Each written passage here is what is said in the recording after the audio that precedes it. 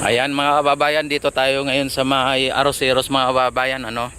At magandang araw, magandang gabi, magandang umaga o anumang oras sa inyo diyan sa Luzon, Visayas, Mindanao, maging sa ibang bansa. Ayan, at mabuhay po ang mga Pilipino saan mang sulok ng mundo. Sa mga OFW natin, ano, sila Ma'am Lights Ruel, sila Ma'am Pangyaw, sila Ma'am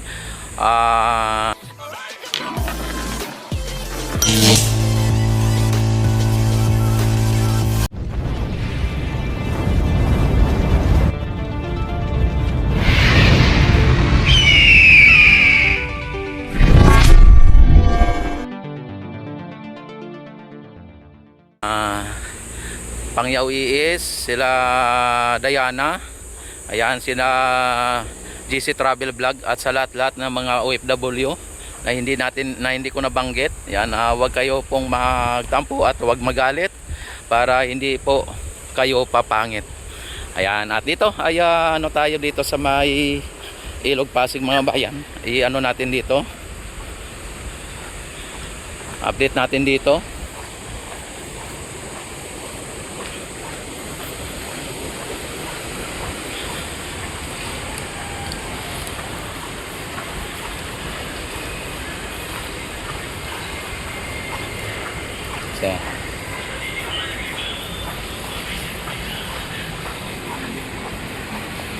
Ayan, at napakalinis po ng ating Ilog Pasig Esplanade mga bayan. Yung ating esplanade ay napakalinis, ano. At ang ating Ilog Pasig ay okay naman po, no. At may mga basura tayo nakikita, ngunit ito ay parang normal lang, ano. Yan.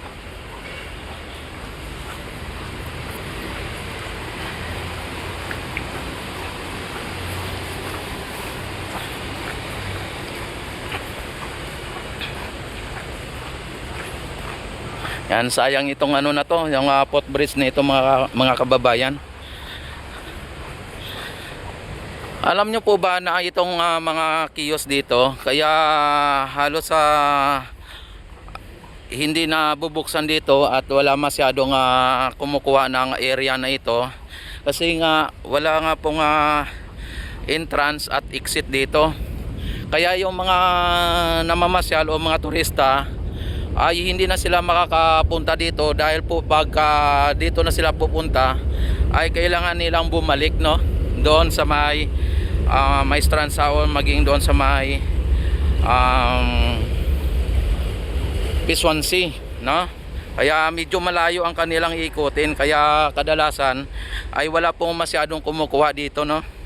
Yan po ang isa sa mga dahilan kung bakit na hindi po masyado tinatangkilik itong dito na area. Pero once po na ito ay may entrance exit dito, ay talagang malamang ay marami pong mga mamasyal dito at marami pong kakain dito, no. Ayan, dito nga pala tayo sa ilalim ng LRT mga babayan, ano. Kaya nakita ninyo o narinig ninyo ang napakaingay na dumaan na LRT.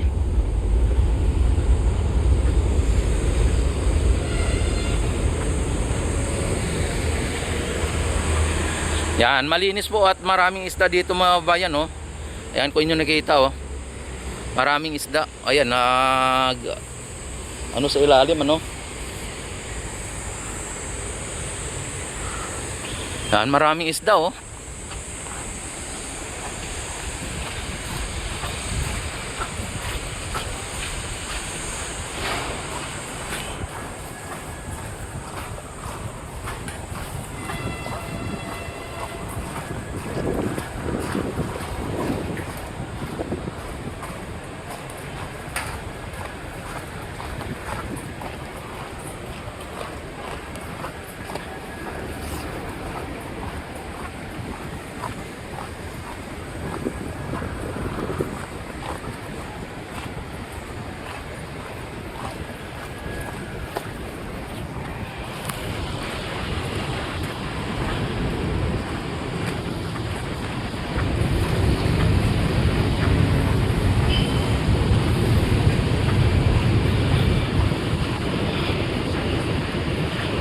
Ang ganda mga bayan. Ang sarap ng simoy ng hangin.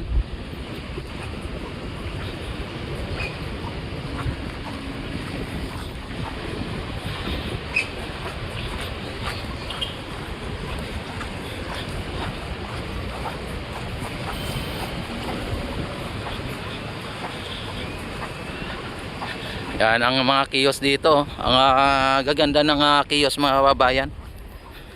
Kaya kung gusto nyo pong mag abel o mag negosyo dito sa Mayilog, Pasig Esplanade mga kababayan, ay sumangguni lang po kayo sa may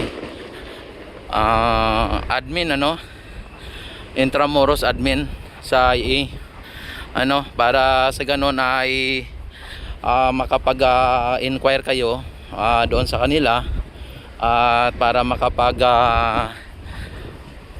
simula o makapag-umpisa sa negosyo.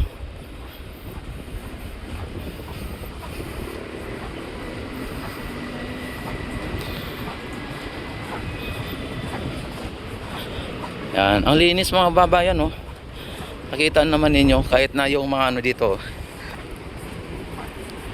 Ang linis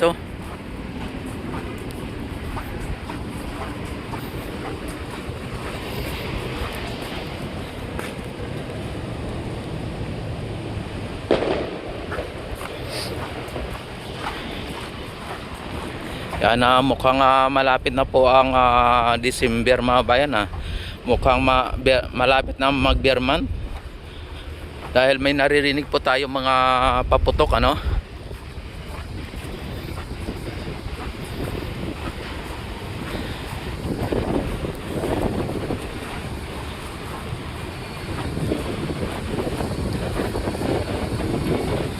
ganda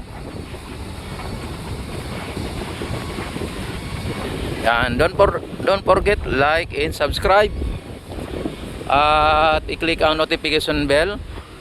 I-select na rin po ang all para ma-notify agad kayo tuwing ako'y mag-live, mag-upload ng mga videos mga kababayan.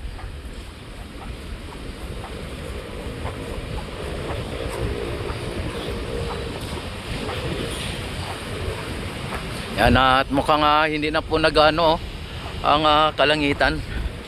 Mukhang wala nang ulan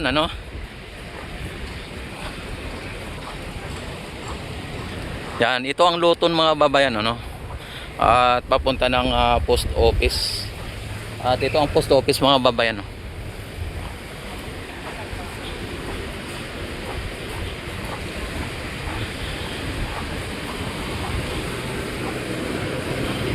Yan, post office.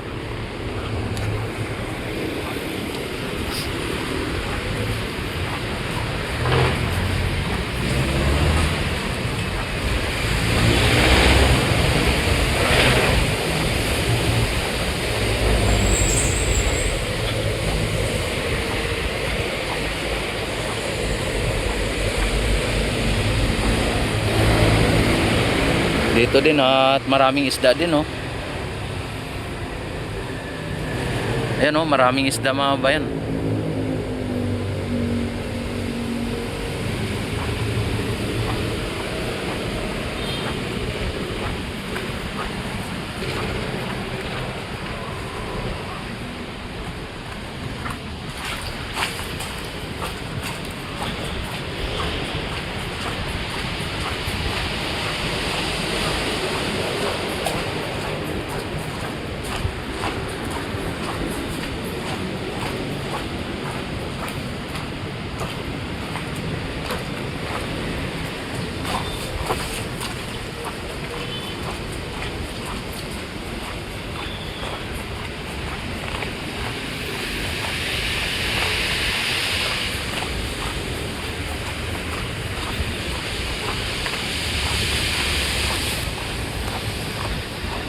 Ayan, ito ang Phase 1C.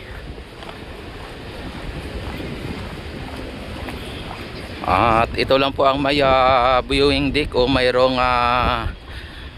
upper deck Mayroon siyang second floor. Alam niyo po ba mga kababayan na itong esplanade ay pinagawa po ito ni First Lady Lisa Marcos sa pamamagitan po ng mga private company o private sector. Ang mga private company ay kinausap po ng ating First Lady dahil alam po naman natin na si First Lady ay isang negosyante, mga Aranita, no? Sila po ang may-ari ng Aranita Coliseum. At hinikayat po ang mga kapwa mga negosyante na mag-donate dito sa esplanade para sa ganon ay maisakatuparan at maipapagawa po ang ating Ilog Pasig Esplanade. At ang layunin nito ay bigyang buhay muli yung Pasig, ano. At tinatawag ito na PBBM, Pasig Bigyang Buhay Muli.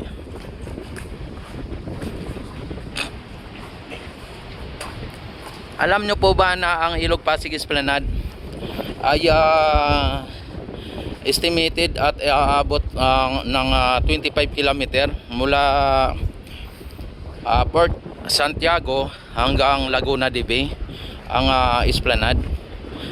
Kaso lang mga kababayan, sa ngayon ay 2 taon na lang si PBBM, mukhang hindi po mangyari o hindi po magaganap ang 25 km esplanade, ano.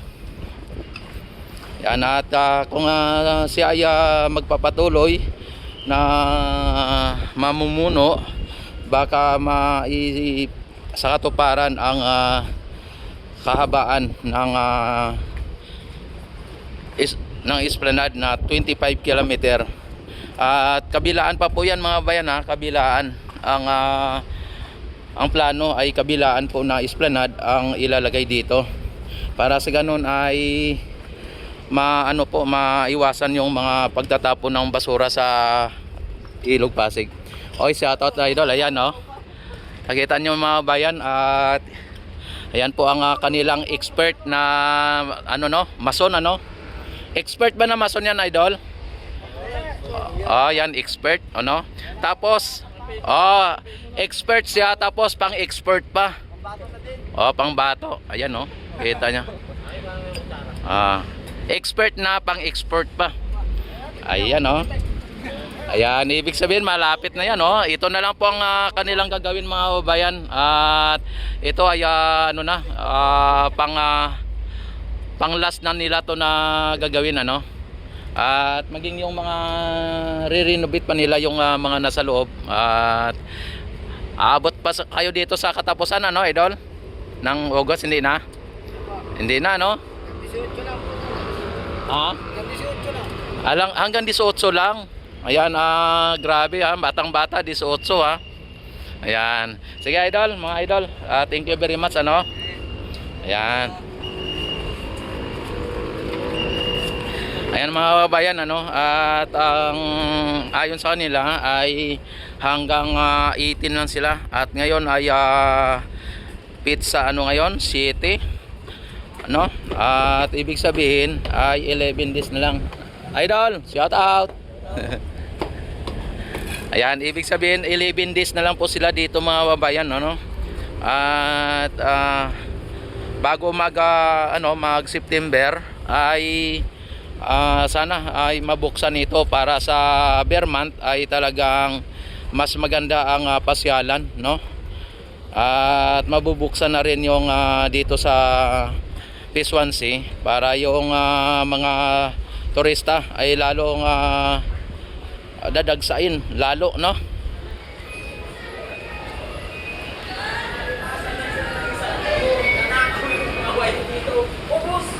Ayan.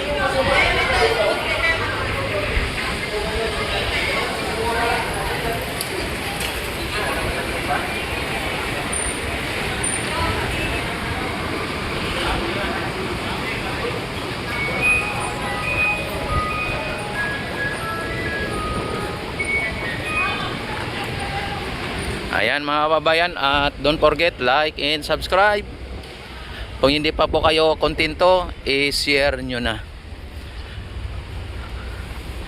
Yan, maraming salamat, and God bless po sa lahat-lahat.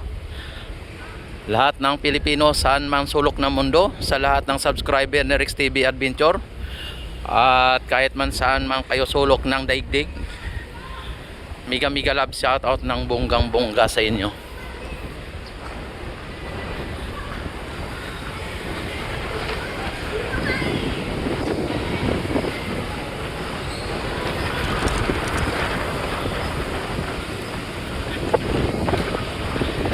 Ayan, at maraming salamat. At ito po yung ano no, yung maestransa mga babayan no. Yan ang maestransa. At ang ating ano, ang ating Binondo Intramuros Bridge. Ayan.